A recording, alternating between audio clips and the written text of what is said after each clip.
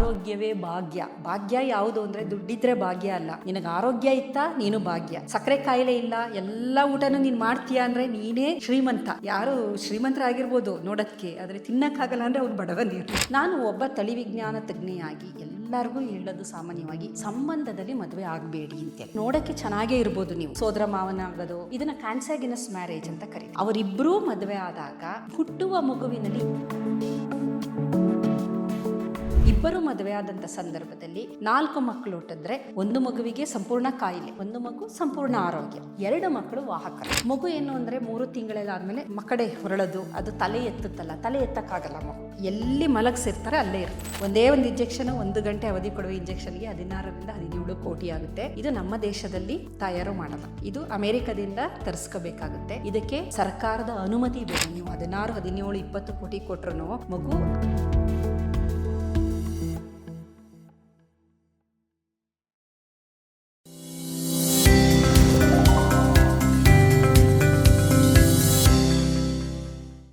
ನಮಸ್ಕಾರ ವೀಕ್ಷಕರೇ, ನೀವು ನೋಡ್ತಾ ಇದ್ದೀರಾ ವಿಶ್ವವಾಣಿ ಹೆಲ್ತ್. ನಾನು ಕೇಶವ್ ಪ್ರಸಾದ್.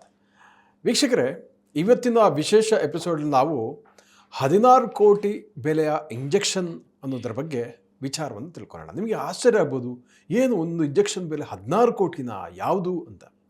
ಖಂಡಿತ ಇದೆ. ಸೊ ಅದರ ಬಗ್ಗೆ ಇವತ್ತಿನ ಎಪಿಸೋಡ್ ನಾವು ವಿಚಾರಗಳನ್ನು ತಿಳ್ಕೊಳ್ಳೋಣ. ಇದಕ್ಕಾಗಿ ನಮ್ಮ ಜೊತೆ ಇವತ್ತು ಮೈಸೂರು ವಿಶ್ವವಿದ್ಯಾಲಯದ ಜೆನೆಟಿಕ್ಸ್ ಆ್ಯಂಡ್ ಜೆನೋಮಿಕ್ಸ್ ವಿಭಾಗದ ಅಧ್ಯಕ್ಷರಾದ ಪ್ರೊಫೆಸರ್ ಸುತ್ತೂರು ಎಸ್ ಮಾಲಿನಿ ಅವರು ನಮ್ಮ ಜೊತೆ ಇದ್ದಾರೆ. ಬನ್ನಿ ಕಾರ್ಯಕ್ರಮಕ್ಕೆ ಅವರನ್ನು ಸ್ವಾಗತ ಮಾಡೋಣ. ನಮಸ್ಕಾರ ಮೇಡಮ್. ನಮಸ್ತೆ ಸರ್. ಸೊ ಅಂದಹಾಗೆ ಏನಿದು 16 ಕೋಟಿ ಇಂಜೆಕ್ಷನ್ ನನಗೂ ಗೊತ್ತಿಲ್ಲ. ಸೊ ಏನು ಹೇಳ್ತೀರಂತ ನಾನಂತೂ ಕೇಳೇ ಇರಲಿಲ್ಲ. ಸೊ ಇದ್ರ ಬಗ್ಗೆ ನಮ್ಮ ವೀಕ್ಷಕರಿಗೆ ಒಂದಷ್ಟು ಮಾಹಿತಿ ಹೇಳ್ತೀರಾ ಅಂತ. ಸರ್, ಈಗ ನೀವು ಕೇಳಿರ್ಬೋದು, ಕೆಲವೊಂದು ತಂದೆ ತಾಯಿಗಳು ತಮ್ಮ ಮಗುವನ್ನ ಉಳಿಸ್ಕೊಡಿ ಅಂತ ಹೇಳ್ಬಿಟ್ಟು ಸರ್ಕಾರದ ಮೊರೆ ಹೋಗ್ತಾರೆ. ಮತ್ತು ಅಜಿಮ್ ಪ್ರೇಮ್ಜಿ ಬೇರೆ ಬೇರೆ ಫೌಂಡೇಶನ್ಗಳಿರುತ್ತಲ್ಲ, ಕ್ರೌಡ್ ಫಂಡಿಂಗ್ ಅಂತ ಅಂತಾರೆ ಅದನ್ನು. ಕ್ರೌಡ್ ಫಂಡಿಂಗಲ್ಲಿ ಏನು ಮಾಡ್ತಾರೆ ಅಂದರೆ, ಅವರು ಎಲ್ಲ ದಾನಿಗಳ ಹತ್ರ ಹೋಗಿ ನಮ್ಮ ಮಗುವನ್ನು ಕಾಪಾಡ್ಕೋಬೇಕು, ಅದಕ್ಕೋಸ್ಕರ ನಮಗೆ ಸ್ವಲ್ಪ ಧನ ಸಹಾಯ ಮಾಡಿ ಅಂತಾರೆ. ಅಲ್ಲಿ ಏನಕ್ಕೆ ಅಷ್ಟೊಂದು ಅವರು ಎಲ್ಲ ಕಡೆ ಕ್ರೌಡ್ ಫಂಡಿಂಗ್ ಮಾಡ್ತಾರೆ ಅಂತಂದರೆ, ಅವರು ತಮ್ಮ ಮಗುವಿಗೆ ನೀಡುವ ಚಿಕಿತ್ಸೆ ಅದರ ಒಂದು ಹಣ ಎಷ್ಟಿರುತ್ತೆ ಅಂತಂದರೆ ಕೋಟಿಗಳು, 16 ರಿಂದ 17 ಕೋಟಿ ವೆಚ್ಚ ಆಗುತ್ತೆ ಆ ಚಿಕಿತ್ಸೆನ ಮಗುವಿಗೆ ಕೊಡ್ಸೋಕ್ಕೋಸ್ಕರ. ಹಾಗಾಗಿ ಅದನ್ನು ಕ್ರೌಡ್ ಫಂಡಿಂಗ್ ಅಂತ ನಾವು ಕರಿತೀವಿ. ಸಾಮಾನ್ಯವಾಗಿ ಈ 16 ರಿಂದ 17 ಕೋಟಿ ವೆಚ್ಚದ ಔಷಧಿ ಯಾವುದಕ್ಕೆ ಅಂತಂದರೆ, ಒಂದು ಆನುವಂಶೀಯ ಕಾಯಿಲೆ ಇದೆ, ಸ್ಪೈನಲ್ ಮಸ್ಕ್ಯುಲರ್ ಆಟ್ರಫಿ ಅಂತ ನೀವು ಕೇಳಿರ್ಬೋದು. ಈ ಥರದ ಕಾಯಿಲೆಯಿಂದ ಬಳಲುವ ಮಕ್ಕಳಿಗೆ ಈ ಒಂದು ಇಂಜೆಕ್ಷನ್ ಕೊಟ್ಟಾಗ ಅವರ ಸ್ಥಿತಿ ಸ್ವಲ್ಪ ಸುಧಾರಣೆ ಆಗುತ್ತೆ.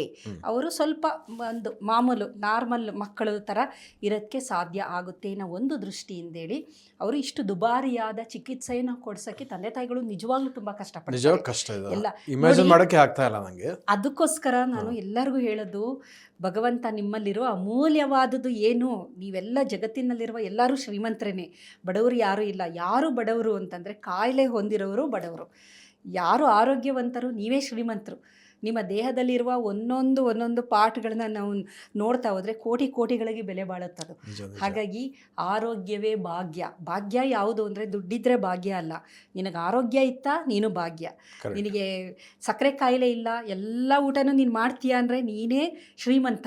ಯಾರು ಶ್ರೀಮಂತರಾಗಿರ್ಬೋದು ನೋಡೋದಕ್ಕೆ, ಆದರೆ ತಿನ್ನಕ್ಕಾಗಲ್ಲ ಅಂದರೆ ಅವ್ನು ಬಡವ ನೀನು. ಹಾಗಾಗಿ ಆರೋಗ್ಯ ಅನ್ನೋದಿದೆಯಲ್ಲ, ಅದು ಒಂದು ಭಾಗ್ಯ, ಅದನ್ನು ನಾವು ಕಾಪಾಡ್ಕೋಬೇಕು. ಮತ್ತು ನಮಗೆಲ್ಲ ಆರೋಗ್ಯ ಇದೆ ಅಂದಾಗ ನಿಜವಾಗ್ಲೂ ಭಗವಂತನಿಗೆ ನಾವು ಧನ್ಯತೆನ ಅರ್ಪಿಸ್ಬೇಕು. ಕಾರಣ ನಮ್ಮ ಮಕ್ಕಳಿಗೆ ಅಂಥ ಒಂದು ಸ್ಥಿತಿ ಬಂದಿಲ್ಲ. ಜಗತ್ತಿನಲ್ಲಿ ಬೇಕಾದಷ್ಟು ಆ ಥರ ಕಾಯಿಲೆಗಳಿದೆ. ತಂದೆ ತಾಯಿಗಳು ಬಹಳ ಕಷ್ಟಪಡ್ತಾರೆ ಆ ಮಗುವಿನ ಒಂದು ಪ್ರಾಣ ರಕ್ಷಣೆ ಮಾಡೋದಕ್ಕೋಸ್ಕರ. ಹಾಗಾಗಿ ಇದು ಸ್ಪೈನಲ್ ಮಸ್ಕ್ಯುಲರ್ ಆಟ್ರಫಿ ಅಂತ ಇದೊಂದು ಕಾಯಿಲೆ.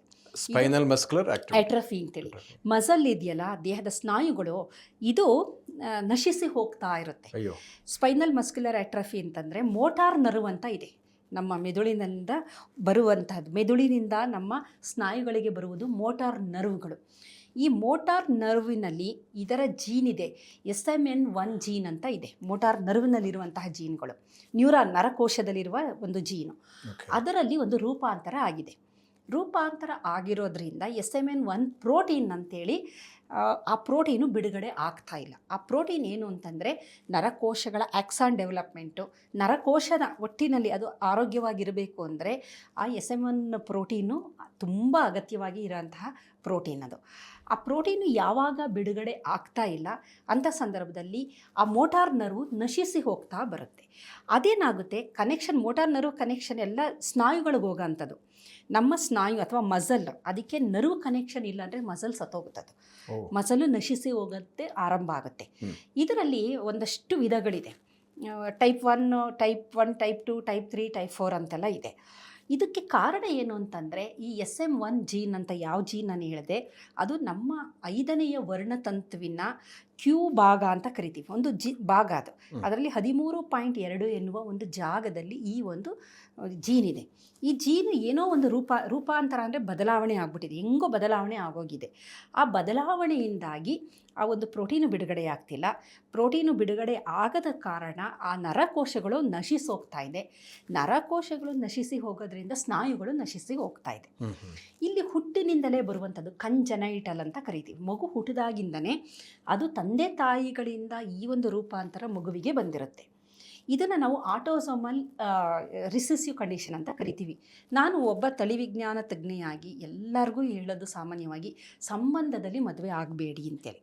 ಏಕೆಂದರೆ ನೋಡೋಕ್ಕೆ ಚೆನ್ನಾಗೇ ಇರ್ಬೋದು, ನೀವು ಸಂಬಂಧದಲ್ಲಿ ಸೋದರ ಮಾವನ ಆಗೋದು, ಕಸಿನ್ನ ಆಗೋದು. ಮುಸ್ಲಿಮ್ಗಳಲ್ಲಿ ಕಸಿನ್ನ ಆಗ್ತಾರೆ, ಹಿಂದೂಗಳಲ್ಲಿ ಸೋದರ ಮಾವನನ್ನು ಆಗ್ತಾರೆ, ಅಂಕಲ್ ನೀಸ್ ಮ್ಯಾರೇಜ್ ಅಂತ ಅಂತೀವಿ. ಇದನ್ನು ಕಾನ್ಸಾಗಿನಸ್ ಮ್ಯಾರೇಜ್ ಅಂತ ಕರಿತೀವಿ, ರಕ್ತ ಸಂಬಂಧದಲ್ಲಿ ಮದುವೆ ಆಗೋದು. ಇಲ್ಲಿ ನೋಡೋಕ್ಕೆ ಇಬ್ಬರು ಚೆನ್ನಾಗೇ ಇರ್ತಾರೆ. ಕಾರಣ ಏನಂದರೆ ಅವರ ಒಂದು ನಕಲಿನಲ್ಲಿ ಬದಲಾವಣೆ ಆಗಿರುತ್ತೆ, ಹಾಗಾಗಿ ನೋಡೋಕ್ಕೆ ಚೆನ್ನಾಗಿರುತ್ತಾರೆ. ಅವರಿಬ್ಬರೂ ಮದುವೆ ಆದಾಗ ಹುಟ್ಟುವ ಮಗುವಿನಲ್ಲಿ 2 ನಕಲುಗಳು ಸೇರ್ಕೊಂಡ್ಬಿಡುತ್ತೆ, ರೂಪಾಂತರ ಆಗಿರೋದು. 2 ನಕಲು ಸೇರ್ಕೊಂಡಾಗ ಮಗುವಿಗೆ ಕಾಯಿಲೆ ಕಾಣಿಸ್ಕೊಳ್ಳುತ್ತೆ. ಹಾಗಾಗಿ ರಕ್ತ ಸಂಬಂಧದಲ್ಲಿ ವಿವಾಹ ಆದಂಥ ಪಕ್ಷದಲ್ಲಿ ಅದು ಬಹಳಷ್ಟು ಈ ಥರ ತೊಂದರೆಗಳಾಗುವ ಸಾಧ್ಯತೆಯೂ ಇದೆ, ಇದ್ದಲ್ಲೇನೂ ಇರಬಹುದು. ಏಕೆಂದರೆ ಮ್ಯೂಟೇಷನ್ ಅವ್ರಿಗಿಲ್ಲ ಅಂದರೆ ಏನಾಗಲ್ಲ. ಮ್ಯೂಟೇಷನ್ಗಳು ಅವರಿಬ್ಬರಿಗೂ ಇದ್ದರೆ ಕ್ಯಾರಿಯರ್ಸ್ ಅಂತ ಕರಿತೀವಿ ನಾವು, ವಾಹಕರು. ಈಗ ಒಂದು ಕುಟುಂಬ ಅಂದಾಗ ನನಗೆ ಗೊತ್ತಿಲ್ಲ, ನನ್ನ ದೇಹದಲ್ಲಿ ಎಷ್ಟು ಮ್ಯೂಟೇಷನ್ ಆಗಿದೆ ಗೊತ್ತಿಲ್ಲ. ಈಗ ನಾನು ನನ್ನ ಸಂಬಂಧಿಯನ್ನೇ ಮದುವೆ ಆದರೆ ಒಂದೇ ಫ್ಯಾಮಿಲಿಲಿ ಸೇಮ್ ಮ್ಯೂಟೇಷನ್ಗಳು ಜಾಸ್ತಿ ಇರುತ್ತೆ. ಅಕ್ಕನಲ್ಲೂ ಅದೇ ಮ್ಯೂಟೇಷನ್ ಇರುತ್ತೆ, ತಮ್ಮನಲ್ಲೂ ಅದೇ ಮ್ಯೂಟೇಷನ್ ಇರುತ್ತೆ. ಅಕ್ಕನ ಮಗಳಿಗೆ ಅಕ್ಕನಿಂದ ಆ ಮ್ಯೂಟೇಷನ್ಗಳು ಹೋಗಿರುತ್ತೆ. ಆಕೆ ತನ್ನ ಸೋದರ ಮಾವನನ್ನೇ ಮದುವೆ ಆದಾಗ ಅದೇ ಕಾಮನ್ ಮ್ಯೂಟೇಷನ್ಗಳಿದೆ 2 ಕಡೆನೂ. ಇಬ್ಬರು ಮದುವೆ ಆದಂಥ ಸಂದರ್ಭದಲ್ಲಿ 4 ಮಕ್ಕಳು ಹುಟ್ಟಿದ್ರೆ 1 ಮಗುವಿಗೆ ಸಂಪೂರ್ಣ ಕಾಯಿಲೆ, 1 ಮಗು ಸಂಪೂರ್ಣ ಆರೋಗ್ಯ, 2 ಮಕ್ಕಳು ವಾಹಕರು, ಅವು ಕ್ಯಾರಿ ಮಾಡ್ತಾ ಇರ್ತಾರೆ. ಆ ಥರ ಸಂದರ್ಭವನ್ನು ಆ ಥರದ್ದು ಕಾಯಿಲೆ ಇದು. ಹಾಗಾಗಿ ಇದೊಂದು ಅಪರೂಪದ ಕಾಯಿಲೆಯಾದರೂ ಈ ಥರದ ರಕ್ತ ಸಂಬಂಧದ ವಿವಾಹದಿಂದ ಬರುವ ಸಾಧ್ಯತೆ 75%. 75%. ಇನ್ನು 25% ಸ್ಪೊರಾಡಿಕ್ ಮ್ಯೂಟೇಷನ್ ಅಂತ ಕರಿತೀವಿ. ಸ್ಪೊರಾಡಿಕ್ ಅಂತಂದರೆ ಈ ರಕ್ತ ಸಂಬಂಧ ಏನೂ ಅಲ್ಲ, ಅದು ಇನ್ಹೆರಿಟ್ ಆಗಿಲ್ಲ ಬೇರೆ ತಲೆಮಾರಿನಿಂದ, ಆದರೂ ಗಂಡ ಹೆಂಡತಿ ಇವರಲ್ಲಿ ಮ್ಯೂಟೇಷನ್ ಆಗಿದೆ ಅಥವಾ ಮಗುವಿನಲ್ಲಿ ಮ್ಯೂಟೇಷನ್ ಆಗಿಬಿಟ್ಟಿದೆ. ಮಗು ಹುಟ್ಟಿದ ನಂತರ ಮ್ಯೂಟೇಷನ್ ಆಗಿರೋದ್ರಿಂದ ಆ ಮಗುವಿಗೆ ಕಾಯಿಲೆ ಬಂದಿರೋಂಥದ್ದು. ಇಲ್ಲಿ ಏನಾಗುತ್ತೆ ಅಂದರೆ ಮಗುವಿಗೆ ಡೆವಲಪ್ಮೆಂಟಲ್ ಮೈಲ್ ಸ್ಟೋನ್ಸ್ ಇರಲ್ಲ. ಮಗು ಏನು ಅಂದರೆ 3 ತಿಂಗಳಾದಮೇಲೆ ಮಕ್ಕಡೆ ಹೊರಳೋದು, ಅದು ತಲೆ ಎತ್ತುತ್ತಲ್ಲ, ತಲೆ ಎತ್ತಕ್ಕಾಗಲ್ಲ. ಮಗು ಎಲ್ಲಿ ಮಲಗಿಸಿರ್ತಾರೆ ಅಲ್ಲೇ ಇರುತ್ತೆ. ಆಮೇಲೆ ಕೂತ್ಕೊಳ್ಳೋಕ್ಕಾಗಲ್ಲ, ಕೂತ್ಕೊಳ್ಳೋದೇ ಇಲ್ಲ, ಅದು ನಿಲ್ಲೋದು ಇಲ್ಲ, ತಲೆನೂ ಎತ್ತಲ್ಲ, ಕೂತ್ಕೊಳ್ಳೋದು ಇಲ್ಲ, ನಿಲ್ಲೋದು ಇಲ್ಲ, ನಡೆಯೋದು ಇಲ್ಲ. ಎಲ್ಲಿ ಮಲಗಿಸಿರ್ತಾರೆ ಅಲ್ಲೇ ಮಲಗಿರುತ್ತದೆ, ಅಲ್ಲಿಂದ ಚಲನೆಯೇ ಇಲ್ಲ ಆ ಥರ. ಏಕೆಂದರೆ ಸ್ನಾಯುಗಳೆಲ್ಲ ನಶಿಸೋಗಿರುತ್ತೆ. ಟೈಪ್ 1ನಲ್ಲಿ ತಲೆನೂ ಎತ್ತಕ್ಕಾಗದೇ ಇರುವ ಸ್ಥಿತಿ ತುಂಬ ಸಿವಿಯರ್ ಅಂತ ಅಂತೀವಿ. ಟೈಪ್ 2ನಲ್ಲಿ ಕೂತ್ಕೊಳ್ಳೋಕ್ಕಾಗದೇ ಇರೋ ಸ್ಥಿತಿ. ಟೈಪ್ 3ಲಿ ನಡೆಯೋಕ್ಕಾಗಲ್ಲ. ಟೈಪ್ 4 ಅಂದರೆ ವಯಸ್ಸಾದವ್ರಿಗೂ ಬರಬಹುದು ಈ ಕಾಯಿಲೆ ಸ್ಪೊರಾಡಿಕ್ ಮ್ಯೂಟೇಷನಿಂದ. ಆವಾಗ ಸ್ವಲ್ಪ ತೊಂದರೆಗಳು, ಸ್ನಾಯುಗಳದು ಇದು ಎಲ್ಲ. ಆಮೇಲೆ ಉಸಿರಾಡೋಕ್ಕಾಗೋದಿಲ್ಲ, ಆಮೇಲೆ ಆಹಾರ ನುಂಗೋಕ್ಕಾಗೋದಿಲ್ಲ, ಆಮೇಲೆ ಉಸಿರಾಡೋಕ್ಕಾಗದೆ ಅದರಿಂದ ಸಾವನ್ನಪ್ಪೋದು, ನುಂಗೋಕ್ಕಾಗಲ್ಲ, ನಡೆಯೋಕ್ಕಾಗೋದಿಲ್ಲ. ಈ ಥರ ಸ್ನಾಯುಗಳು, ಈ ಮೋಟಾರ್ ನರ್ವ್ಗಳು ಏನೇನಿರುತ್ತೆ ಅದು ಎಲ್ಲೆಲ್ಲಿ ಹೋಗಿರುತ್ತೆ ಅಂಥ ನರ್ವೆಲ್ಲ ನಾಶ ಆಗೋದ್ರಿಂದ ಈ ಥರದ ತೊಂದರೆಗಳನ್ನು ನಾವು ನೋಡ್ಬೋದು. ಹಾಗಾಗಿ ಇಂಥ ಮಕ್ಕಳನ್ನು, ಇದಕ್ಕೆ ಈ ಸ್ಪೈನಲ್ ಮಸ್ಕ್ಯುಲರ್ ಆಟ್ರಫಿಗೆ ಒಂದು ಇಂಜೆಕ್ಷನ್ ಇದೆ, ಅದರ ಬೆಲೆ 16ರಿಂದ 17 ಕೋಟಿ.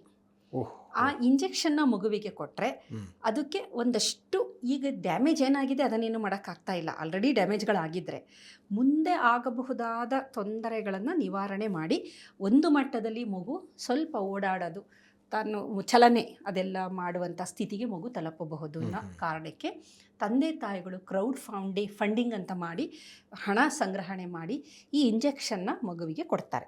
ಓಕೆ, ಈ ಮಗು ಕೊಡಿಸ್ತಾರೆ. ಇದು ಏನಕ್ಕೆ ಇಷ್ಟೊಂದು ದುಬಾರಿ 16ರಿಂದ 17 ನಾನು ಅದಕ್ಕೆ ಕೋಟಿ ಹೇಳೋಣ ಅಂತ ಅಂತಂದ್ರೆ ಇದ್ದೆ next. ಅದು ಜೀನ್ ಥೆರಪಿ ಅಂತ ಕರಿತೀವಿ. ಇಂಜೆಕ್ಷನ್ ಸಾಮಾನ್ಯವಾಗಿ ಕೊಡುವ ಇಂಜೆಕ್ಷನ್ ಅಲ್ಲ, ಜೀನ್ ಥೆರಪಿ ಅಂತ ಅಂತೀವಿ. ಇಲ್ಲೇನಾಗುತ್ತೆ ಅಂತಂದರೆ AAV9 ಅನ್ನುವ ಒಂದು ವೈರಸ್ಸನ್ನು ತೆಗೆದುಕೊಂಡು ಅದು ವೆಕ್ಟರ್ ಥರ ಕೆಲಸ ಮಾಡುತ್ತೆ. ಅದರ ಮುಖಾಂತರ ಸರಿಯಾಗಿರುವ ಜೀನ್ಸ್ಗಳನ್ನು ಈ ಡಿಫೆಕ್ಟ್ ಆಗಿರುತ್ತಲ್ಲ ಆ ಜೀನ್ಸ್ಗಳಿಗೆ ಕೊಟ್ಟು ಅದನ್ನು ರಿಪ್ಲೇಸ್ ಮಾಡಿ ಇದನ್ನು ಅಲ್ಲಿಗೆ ರಿಪ್ಲೇಸ್ ಮಾಡೋದು. ಈಗ ದೊಡ್ಡ ಕೆಲಸ ಆಗುತ್ತೆ, ತುಂಬ ದೊಡ್ಡ ಕೆಲಸ. ಇದು ಒಂದು ಇಂಜೆಕ್ಷನ್ ಮುಖಾಂತರನೇ ಆಗೋಂಥದ್ದು. ಜೀನ್ಸನ್ನು ಚೇಂಜ್ ಮಾಡುವಂಥದ್ದು, ಜೀನ್ಗಳನ್ನು ಚೇಂಜ್ ಮಾಡೋಂಥದ್ದು. ಇದು ಹೆಂಗೆ ಅಂತಂದರೆ ನಿಮ್ಮ ಕಾರ್ ಏನೋ ಕೆಟ್ಟೋಗಿದೆ ಅಂತೇಳಿ ಒಂದು ಪಾರ್ಟ್ ಏನೋ ಹೋಗ್ಬಿಟ್ಟಿದೆ, ಹೊಸ ಪಾರ್ಟ್ನ ಹಾಕಂಗೆ ಅಷ್ಟೇ. ಇಲ್ಲಿ ಕೆಟ್ಟೋಗಿರೋದನ್ನು ಹೊಸದರ ಮುಖಾಂತರ ಅಲ್ಲಿಗೆ ರೀಪ್ಲೇಸ್ ಮಾಡಿದ್ರೆ ಮುಂದಿನ ದಿನದಲ್ಲಿ ಅದೇನು ಮಾಡುತ್ತೆ, ಹೊಸದಾಗಿ ಹಾಕಿರೋದು ಆ ಕಾರ್ನ ಓಡೋ ಥರ ಮಾಡುತ್ತಲ್ಲ, ಹಾಗೆ ದೇಹವನ್ನು ಚೆನ್ನಾಗಿ ಸ್ನಾಯುಗಳು ಇದು ಎಲ್ಲ ಸರಿಯಾಗಿ ಆಗುತ್ತೆ. ಹಾಗಾಗಿ ಜೆಸ್ಮಾ ಅಂತ ಅದರದ್ದು ಹೆಸರು. ಜೆನ್ಸ್ಮಾ ಅಂತ ಆ ಒಂದು ಇಂಜೆಕ್ಷನ್ ಹೆಸರು. ಇಂಟ್ರಾವೀನಸ್ ಕೊಡ್ತಾರೆ 1 ಗಂಟೆ ಅವಧಿ. 1 ಗಂಟೆ ಅವಧಿಗೆ ಒಂದೇ ಒಂದು ಇಂಜೆಕ್ಷನ್, 1 ಗಂಟೆ ಅವಧಿ ಕೊಡುವ ಇಂಜೆಕ್ಷನ್ಗೆ 16ರಿಂದ 17 ಕೋಟಿ ಆಗುತ್ತೆ. ಕಾರಣ ಏನು ಅಂತಂದರೆ ಇದು ನಮ್ಮ ದೇಶದಲ್ಲಿ ತಯಾರು ಮಾಡಲ್ಲ, ಇದು ಅಮೇರಿಕದಿಂದ ತರಿಸ್ಕೋಬೇಕಾಗುತ್ತೆ. ಇದಕ್ಕೆ ಸರ್ಕಾರದ ಅನುಮತಿ ಬೇಕು ಇದನ್ನು ತರಿಸ್ಕೋಬೇಕು ಅಂತಂದರೆ. ಆಮೇಲೆ ಈ ಕಾಯಿಲೆ ಸ್ವಲ್ಪ ಅಪರೂಪದ ಕಾಯಿಲೆ ಆಗಿರೋದ್ರಿಂದ ಜಗತ್ತಿನಾದ್ಯಂತ ಇದರ ಮಾರ್ಕೆಟು ಕಮ್ಮಿ. ಹಾಗಾಗಿ ಈಗ ನೋಡಿ, ಡಯಾಬಿಟಿಕ್ ಅಂದರೆ ಎಲ್ಲ ಡಯಾಬಿಟಿಕ್ ಇರ್ತಾರೆ, ಮಾತ್ರೆಗಳು ಎಲ್ಲ ಕಡೆ ಸಿಕ್ಕುತ್ತೆ. ಇದು ಕಾಯಿಲೆ ಅಪರೂಪದ ಕಾಯಿಲೆ ಆಗಿರೋದ್ರಿಂದ ಮಾರ್ಕೆಟ್ ಇಲ್ಲ ಇದಕ್ಕೆ. ಹಾಗಾಗಿ ಎಷ್ಟೊಂದು ದುಬಾರಿ. ಮತ್ತು ಇದು ಜೀನ್ ಥೆರಪಿ ಆಗಿರೋದ್ರಿಂದ ಇದಕ್ಕೆ ಸುಮಾರು 15 ವರ್ಷಗಳ ಸಂಶೋಧನೆ ಮಾಡಿ ಇದನ್ನು ತಯಾರು ಮಾಡಿರೋದು. ಸಂಶೋಧನೆಗೆ ಬಿಲಿಯನ್ಸ್ ಆಫ್ ಡಾಲರ್ಸ್ ಖರ್ಚಾಗಿದೆ. ಹಾಗಾಗಿ ಇದು ಅಷ್ಟೊಂದು ಮಾರ್ಕೆಟ್ ಕಮ್ಮಿ, ಮತ್ತು ಸಂಶೋಧನೆ ಇದನ್ನು ತಯಾರು ಮಾಡೋದಕ್ಕೆ ತಗೊಂಡಿದ್ದು ಖರ್ಚಾಗಿದೆ. ಹಾಗಾಗಿ ಇದು ಅಷ್ಟೊಂದು ದುಬಾರಿ. ಇದು ಕೊಟ್ಟಾಗ ಸಂಪೂರ್ಣವಾಗಿ ಸರಿಯಾಗಿಬಿಡುತ್ತೆ ಅಂದರೆ ಸಂಪೂರ್ಣವಾಗಿ ಆಗಲ್ಲ. ಒಂದು ಹಂತಕ್ಕೆ ಮಗು ಒಂದು ಆರೋಗ್ಯವಾಗಿರುತ್ತೆ, ಆದರೆ ಸೈಡ್ ಎಫೆಕ್ಟ್ಸ್ಗಳು ಇದೆ ಅಂತ ಹೇಳ್ತಾರೆ. ಅದು ಹಿಂಗೆ ಅಂದರೆ ಲಿವರ್ ಡ್ಯಾಮೇಜ್ ಆಗ್ಬೋದು, ಅಥವಾ ಲಿವರಿಂದ ಬಿಡುಗಡೆಯಾಗುವ ಕಿಣ್ವಗಳ ಸಂಖ್ಯೆ ಕಮ್ಮಿ ಆಗ್ಬೋದು, ಲಿವರ್ಗೆ ತೊಂದರೆ ಆಗುತ್ತೆ. ಅದನ್ನು ತೊಂದರೆ ಸರಿ ಮಾಡೋಕ್ಕೆ ಪುನಃ ಸ್ಟೀರಾಯ್ಡ್ಸ್ಗಳು ಕೊಡ್ತಾರೆ. ಇದು ಹೇಗೆ ಅಂತಂದರೆ ಒಂದು ಕಂಟಿನ್ಯೂಸ್ ಮಾನಿಟ್ರಿಂಗು ಇದ್ದೇ ಇರುತ್ತೆ. ನೀವು 16, 17, 20 ಕೋಟಿ ಕೊಟ್ಟರು ಮಗು ಆರೋಗ್ಯವಂತವಾಗಿ ಆಗಲ್ಲ. ಒಂದಷ್ಟು ಅದಕ್ಕೆ ಫಾಲೋ ಅಪ್ಪು ಎಲ್ಲ ಮಾಡ್ತಾರೆ. ಬಟ್ ಮುಂದಿನ ದಿನದಲ್ಲಿ ಕ್ರಿಸ್ಪರ್ ಅಂತ ಒಂದು ಟೆಕ್ನಿಕ್ ಬರ್ತಾ ಇದೆ, ಜೀನ್ ಎಡಿಟಿಂಗ್, ಅದು ಕ್ರಿಸ್ಪರ್ ಅಂತ. ಅದೇನಂತಂದರೆ ಇದ್ರ ಥರ ರಿಪ್ಲೇಸ್ ಮಾಡೋದಲ್ಲ, ಅಲ್ಲಿರೋದನ್ನೇ ಸರಿ ಮಾಡೋ ಅಂಥದ್ದು, ಹಳಗಿರೋದನ್ನೇ ಕರೆಕ್ಟ್ ಮಾಡಿಬಿಡೋದು. ಈಗ ನಿಮ್ಮದು ಹೊಸ ಪಾರ್ಟ್ ತಂದು ಹಾಕಲ್ಲ, ನಿಮ್ಮ ಮಿಷನಲ್ಲಿ ಏನಿದೆ ಕಾರಲ್ಲಿ ಅದನ್ನು ಏನೇನು ತೊಂದರೆ ಆಗಿದೆ ಅದನ್ನು ಎಲ್ಲ ಸರಿ ಮಾಡಿ ಅದು ಚೆನ್ನಾಗಿರೋ ಹಾಗೆ ಅದರ ವೆಚ್ಚ ಕಮ್ಮಿ ಆಗುತ್ತೆ. ಇದು ಹೋಲಿಸಿದ್ರೆ ಮುಂದೆ ಬರಬೇಕು, ಇಷ್ಟು ಕಾಸ್ಟ್ಲಿ ಆಗಲ್ಲ, ಬಟ್ ಆಗಲ್ಲ. ಆದರೆ ಇನ್ನೋದು ಎಷ್ಟು ಅಂತ ಗೊತ್ತಿಲ್ಲ, ಇನ್ನು ಪ್ರಾಯೋಗಿಕವಾಗಿ ಅದು ಆಗಿಲ್ವಾ, ಇನ್ನು ಸಂಶೋಧನೆಯ ಹಂತದಲ್ಲಿದೆ. ಅದು ಪ್ರಾಯೋಗಿಕವಾಗಿ ಮಾರ್ಕೆಟಿಗೆ ಬಂದ ಮೇಲೆ ನಮಗೆ ಗೊತ್ತಾಗೋದು. ಆ ವರ್ಕ್ ಆದರೆ ಅದು ಬಹಳಷ್ಟು ಜೆನೆಟಿಕ್ ಡಿಸಾರ್ಡರ್, ಆನುವಂಶೀಯ ಕಾಯಿಲೆಗಳಿಗೆ ಮದ್ದು ಬಂದ ದೊಡ್ಡ ಸಂಶೋಧನೆ ಆಗುತ್ತೆ. ಕ್ರಿಸ್ಪರ್ ಅನ್ನೋದು ಈಗ ಇಡೀ ಜಗತ್ತಲ್ಲಿ ಎಲ್ಲ ಕಡೆ ಕ್ರಿಸ್ಪರ್ ಟೆಕ್ನಾಲಜಿನೇ ಹೆಚ್ಚು ಇದು ಮಾಡ್ತಾ ಇದ್ದಾರೆ. ಆಗ್ಬಿಟ್ರೆ ಮಾತ್ರ ನಿಮಗೆ ಬೇಕಾದಷ್ಟು ಕಾಯಿಲೆಗಳಿಗೆ ಒಂದು ಹೊಸ ದಾರಿ ಸಿಕ್ಬಿಡುತ್ತೆ, ಎಲ್ಲ ಸರಿ ಮಾಡಿಬಿಡ್ಬೋದು. ಆ ಮಟ್ಟದ ಸಂಶೋಧನೆ ನಡೀತಾ ಇದೆ. ಹಾಗಾಗಿ ಮುಂದಿನ ದಿನದಲ್ಲಿ ಆನುವಂಶೀಯ ಕಾಯಿಲೆಗೆ ಒಂದು ಬರಬಹುದು, ಪರಿಹಾರ ಸಿಕ್ಕುವ ಸಾಧ್ಯತೆ ವೈದ್ಯಕೀಯ ಮತ್ತು ಸಂಶೋಧನೆ ಹೆಚ್ಚು ನಡೀತಾ ಇದೆ. ಹಾಗಾಗಿ ನಾವು 16 ಕೋಟಿ ಇಂಜೆಕ್ಷನ್ ಅಂದರೆ ನಿಜವಾಗ್ಲೂ ನಾವೆಲ್ಲ ಪುಣ್ಯವಂತರು. ಏನಕ್ಕೆ ಅಂತಂದರೆ ಆ ಥರ ಕೊಟ್ಟೂ ಮಗು ಸಂಪೂರ್ಣವಾಗಿ ಆರೋಗ್ಯವಾಗಿರಲ್ಲ. ಹಾಗಾಗಿ ನಮ್ಮ ದೇಹ ಅನ್ನೋದು ಒಂದು ಅಮೂಲ್ಯವಾದದ್ದು, ಅದನ್ನು ಸರಿಯಾಗಿ ನಾವು ಕಾಪಾಡಿಕೊಳ್ಳೋದು ನಿಜವಾಗಿ ಭಗವಂತ ಕೊಟ್ಟಿರುವ ಒಂದು ಅದ್ಭುತವಾದ ಇದು ದೇಹ. ಇದನ್ನು ಸರಿಯಾಗಿ ನಾವು ಕಾಪಾಡ್ಕೋಬೇಕು. ಸಿಕ್ಕಿದೆ ಅಂತೇಳಿ ಅದಕ್ಕೆ ನಾವು ಜಂಕಾಹಾರ ತಿನ್ನೋದು, ಕೆಟ್ಟ ಹವ್ಯಾಸಗಳನ್ನು ಇಟ್ಕೊಳ್ಳೋದು, ದೇಹನ ಲಿವರ್ನ ಹಾಳು ಮಾಡ್ಕೊಳ್ಳೋದು, ಹೃದಯನ ಹಾಳು ಮಾಡ್ಕೊಳ್ಳೋದು, ಸಿಕ್ಕಿದ್ದು ತಿಂದು ಹೃದಯ ಎಲ್ಲ ಬ್ಲಾಕೇಜ್ ಆಗುತ್ತೆ, ಲಿವರ್ ಡ್ಯಾಮೇಜ್ ಆಗುತ್ತೆ, ಕಿಡ್ನಿ ಡ್ಯಾಮೇಜ್ ಆಗುತ್ತೆ. ನಂತರ ಅದರ ಅರಿವಾಗುತ್ತೆ ನಮಗೆ, ಅಯ್ಯೋ ಎಷ್ಟು ಪ್ರೆಷಸ್ ಅಲ್ಲ ನನ್ನ ಕಿಡ್ನಿ, ನನ್ನ ಲಿವರು ಅಂತ. ಸ್ನೇಹಿತರೆ ನಮಸ್ತೆ. ಮಾತೃಭೂಮಿ ಸೇವಾ ಫೌಂಡೇಶನ್ ಸತತವಾಗಿ 15 ವರ್ಷಗಳಿಂದ ಸಾಮಾಜಿಕ ಕೆಲಸಗಳನ್ನ ಮಾಡ್ಕೊಂಡು ಬಂದಿದೆ. ನಮ್ಮಲ್ಲಿ ಅನಾಥ ಮಕ್ಕಳು ಮತ್ತೆ ಸೌಲಭ್ಯವಂಚಿತ ಮಕ್ಕಳಿಗೋಸ್ಕರ ವಿದ್ಯಾಭ್ಯಾಸ, ಊಟ, ವಸತಿ ಇನ್ನಿತರ ವಿಚಾರಗಳಲ್ಲಿ ಸಪೋರ್ಟ್ ಮಾಡ್ತಾ ಬರ್ತಿದ್ವಿ. ನಮ್ಮಲ್ಲಿ ಓದಂತಹ ಮಕ್ಕಳು ಇಂಜಿನಿಯರಿಂಗ್ ಒಂದು 8 ಜನ, MBBS ಒಬ್ಬರು, LLB ಒಂದು 3 ಜನ ಮಾಡಿ ಅವ್ರ ಜೀವನವನ್ನು ರೂಪಿಸ್ಕೊಂಡಿದ್ದಾರೆ. ಇನ್ನು ಈ ರೀತಿ ಇರುವಂತಹ ಅವಶ್ಯಕ ಇರುವಂತಹ ಮಕ್ಕಳಿಗೋಸ್ಕರ ಈಗ ಕೆಲವೇ ದಿನಗಳಲ್ಲಿ ನಾವು ಒಂದು ಬಿಲ್ಡಿಂಗ್ ನ ಲೋಕಾರ್ಪಣೆ ಮಾಡ್ತಿದ್ದೀವಿ. ಈ ಒಂದು ಉನ್ನತವಾದಂತಹ ಕೆಲಸಕ್ಕೆ ಯಾರ್ಯಾರು ಕೈ ಜೋಡಿಸಬೇಕು ಅಂತ ಮನಸ್ಸಿದ್ದೀವಿ. ಕೆಳಗಡೆ ಕಾಣ್ತಿರುವಂತಹ ನಂಬರ್ಗೆ ಸಂಪರ್ಕಿಸಿ. ಭಾಳ ಅದ್ಭುತವಾಗಿ ಹೇಳಿದರೆ ಈ 16 ಕೋಟಿ ಬೆಲೆಯ ಇಂಜೆಕ್ಷನ್ ಮತ್ತು ಅದರ ಹಿಂದೆ ಇರುವಂಥ ಕಾಯಿಲೆ ಮತ್ತು ಅದಕ್ಕೆ ಸಂಬಂಧಪಟ್ಟ ವೈಜ್ಞಾನಿಕ ಸಂಶೋಧನೆಗಳು ಯಾವ ರೀತಿ ನಡೆದಿದೆ ಮತ್ತು ನಡೀತಾ ಇದೆ ಅನ್ನುವುದರ ಬಗ್ಗೆ ಸಾಕಷ್ಟು ಉಪಯುಕ್ತದ ಮಾಹಿತಿಯನ್ನು ನಮ್ಮ ವೀಕ್ಷಕರಿಗೆ ತಿಳಿಸಿಕೊಟ್ಟಕ್ಕೆ ಧನ್ಯವಾದಗಳು. ವೀಕ್ಷಕರೇ, ಇಂತಹ ಮತ್ತಷ್ಟು ಉಪಯುಕ್ತ ವಿಡಿಯೋಗಳಿಗೆ ವಿಶ್ವವಾಣಿ ಹೆಲ್ತ್ ಯೂಟ್ಯೂಬ್ ಚಾನಲನ್ನು ವೀಕ್ಷಿಸಿ ಮತ್ತು ಸಬ್ಸ್ಕ್ರೈಬ್ ಮಾಡಿ. ವಂದನೆಗಳು.